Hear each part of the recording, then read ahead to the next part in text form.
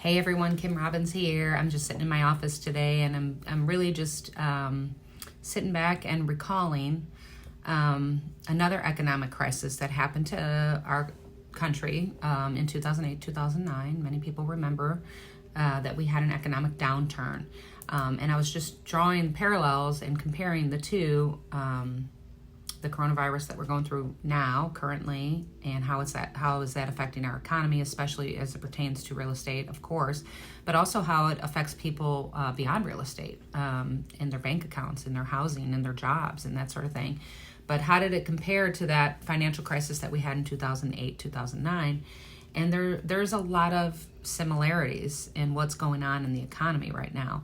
Granted, there wasn't a virus outbreak at that time, and we weren't concerned about our health so much as we are now, but a lot of the same similarities were happening in our economy. I've had a lot of calls this past week about, what do I do? Do I buy? Do I sell?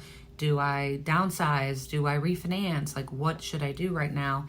And I'm here to tell you, I'm here to be the beacon of hope and just guide you through this, because I will tell you, based on history, this has happened to us before. Now, before my time, we had the Great Depression in 1929, and we've had other crashes in our stock market. I can remember Black Monday, I think it was in the 80s, like mid to late 80s, maybe 1987. Then we had the 2008-2009 crisis, financial crisis. I was in Chicago at the time, and our real estate in that area went down 50%. That's right, 50. And me personally, combined with that wonderful statistic that our housing prices went down 50%, was my husband, the company he had worked for 25 years, declared bankruptcy and laid off all their employees with no severance. So we were in a situation very similar to what people are going through right now. It's a lot of fear and a lot of uncertainty and a lot of where am I going to get money from? Like, how am I going to pay my bills? And I just want to say from experience, I understand how you're feeling. I let the fear get the best of me at sometimes, but for the most part, what I'm here to do is to tell you that we got through it before in 2008, 2009, and we're going to come out of it, and we're going to be stronger than we were before. That's exactly what happened. The little tale of woe that I just told you about my husband losing his job. Our house values went down 50%, and we had to relocate to Little Rock, Arkansas for my husband to take a job here. It was a very scary time, and I sympathize with you, and I've been there, and I know how it feels. But I will tell you that we are going to get stronger from this, and we are going to get better, and we're going to learn lessons from it, and our country as a whole is going to be better after this crisis. So a couple of quotes that I remember getting back in 2009 when my husband lost his job. I had a very good friend, Pat Walsh, and if you're watching this, Pat, shout out to you, because you told me, and I probably didn't believe you at the time, but you did tell me that we've made it out of tough times before and we'll make it out again.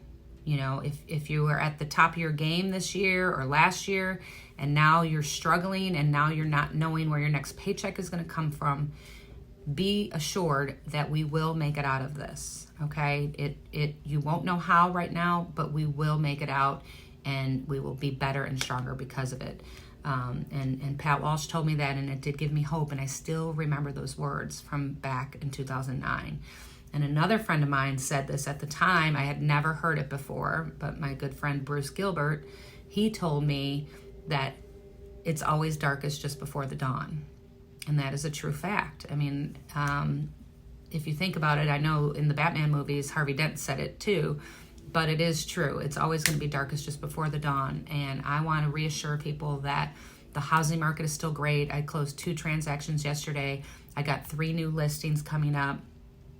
As it pertains to real estate, it still is a good time. Interest rates are still really low. If you're thinking about refinancing, my rule of thumb is about a 1% drop in the interest rate will make it worth whatever the costs are involved in doing the refinance. So if you bought 2, 3, 4 years ago and you were over 4.5%, we're at about 3.5% right now. It'd be a great time to refinance. Another thing is that, people with kids. I have a soft spot in my heart because at the time when my family went through our crisis in 2009, I had a 13, 11, 10, and a 6-year-old. And everything was so up in the air. We had no idea what was going to happen. But my husband, when we sat down at the kitchen table to tell the kids what had happened, and my husband lost his job, and we said, we don't know what's going to happen, but we know that we're going to be together. So everybody stick together, help each other. Let's be there for each other and just know that I'm here for you. And if you need anything, please reach out to me.